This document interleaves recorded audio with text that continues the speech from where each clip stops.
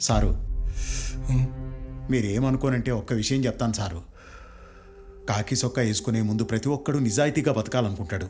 కానీ పరిస్థితుల వల్ల, ప్రెజర్స్ వల్ల అవినీతి అనే బురద యూనిఫామ్కి రాసేసుకుంటాడు. కానీ జంగయ్య అట్టంటోడు కాదు సార్, నీతిని నమ్మిండు. ఇందాక వాళ్ళ ఇంట్లో వాళ్ళు కూడా కనబడతాలేదు, కంప్లైంట్ ఇయ్యలేదని మీరన్నారు సార్.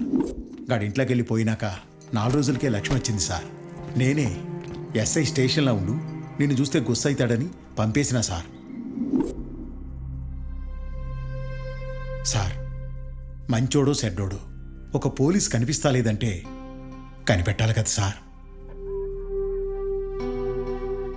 పోలీస్ అంటేనే మంచోడని నమ్మేటోడు సార్.